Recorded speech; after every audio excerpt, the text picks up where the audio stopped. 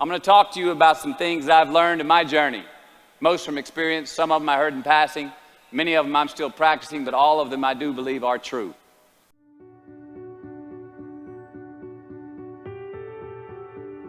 Now, they may be truths to me, but don't think that that makes them mine, because you cannot own a truth.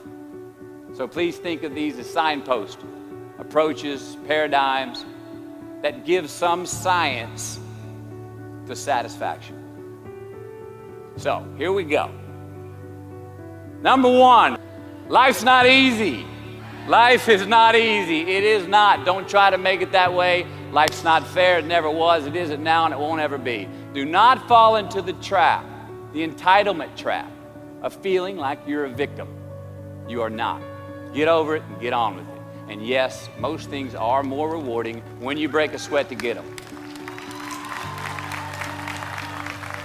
Number two, unbelievable is the stupidest word in the dictionary. Should never come out of our mouths. Think about it.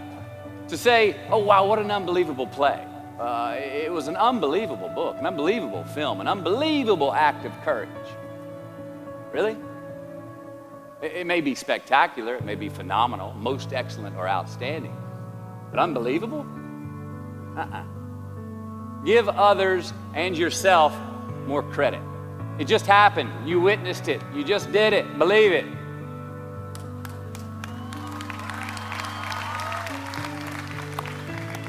What about the other side of unbelievable? You know, that side when we humans underperform or act out of our best character. For instance, man flies a suicide jet into the World Trade Center.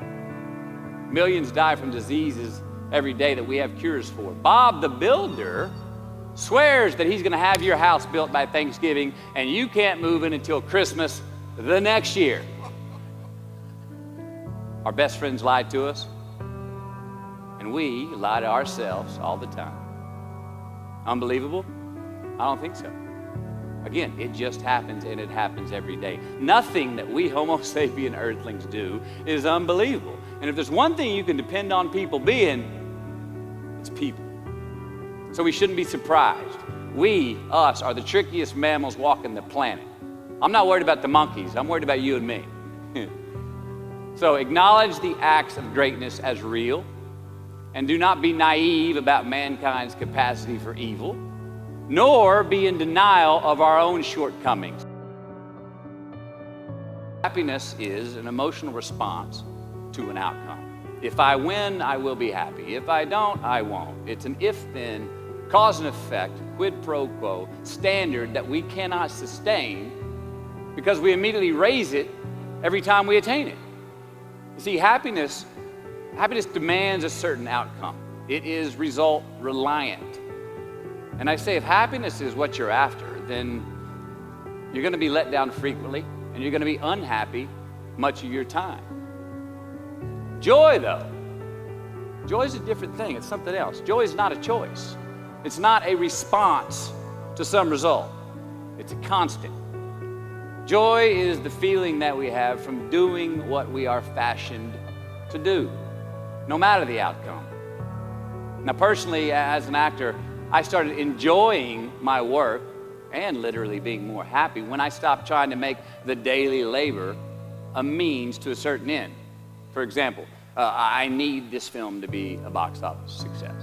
You know, I need my performance to be acknowledged. I need the respect of my peers. All those are reasonable aspirations, but the truth is, as soon as the work, the daily making of the movie, the doing of the deed became the reward in itself for me, I got more box office, more accolades and respect than I ever had before. See, joy is always in process. It's under construction. It is in constant approach, alive and well in the doing of what we're fashioned to do and enjoying it. Number 4, define success for yourself. You already like that one? Define success for yourself. Now check this out. I'm in south of New Orleans a few years ago, and I went to a voodoo shop. And they had this wooden partition against the wall with these columns. And in these columns were all these vials of these magic potions, right? And the headings above each potion defining what they would give you were things like fertility, health, family, legal help, energy, forgiveness, money. Guess which column was empty? Money. Let's admit it. Money is king today. It's what makes the world go round. It is success. The more we have, the more successful we are, right? Now, I would argue that our cultural values have even been financialized. Humility is not in vogue anymore. It's too passive. It's a get-rich-quick on the internet, richest 15 minutes of fame world that we live in, and we see it every day. But we all want to succeed, right? So the question that we've got to ask ourselves is what success is to us, what success is to you. Is it more money? That's fine. I got nothing against money. I don't. Maybe it's a healthy family. Maybe it's a happy marriage. Maybe it's to help others, to be famous, to be spiritually sound, to leave the world a little bit better place than you found it. Continue to ask yourself that question. Now, your answer may change over time, and that's fine. But do yourself this favor. Whatever your answer is, don't choose anything that will jeopardize your soul. Prioritize who you are, who you want to be, and don't spend time with anything that antagonizes your character.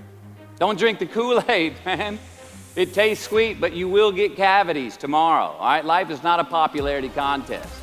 Be brave, take the hill, but first answer that question, what's my hill? For me, it's a measurement of 5 things. We got fatherhood. We got being a good husband. We got my health, mind, body, and spirit. We got career, and we got friendships. These are what's important to me in my life right now. So I try to measure these 5 things each day. I check in with them. I like to see whether or not I'm in the debit section or the credit section with each one. Am I in the red or am I in the black? You follow? For instance, sometimes say my career's rolling. All right, it's way up here in the black, but I see how my relationship with my wife maybe could use a little bit more of my attention. I got to pick up the slack on being a better husband. Get that one out of the red. Or say my spiritual health could use some maintenance. It's down here, but hey, man, my friendships and my social life, they're in high gear, right? I got to recalibrate. Checks and balances. I got to go to church. Remember to say thank you more often, something. But I got to take the tally because I want to keep all 5 in healthy shape. And I know that if I don't take care of them, if I don't keep up maintenance on them, one of them is going to get weak, man. It's going to dip too deep into the debit section. It's going to go bankrupt. It's going to get sick, die even. So first, we have to define success for ourselves. And then we have to put in the work to maintain it. Take that daily tally. Tend our garden. Keep the things that are important to us in good shape. I mean, let's admit it. We've all got 2 wolves in us. A good one and a bad one. And they both want to eat. The best I can tell, we just got to feed that good one a little more than the other one.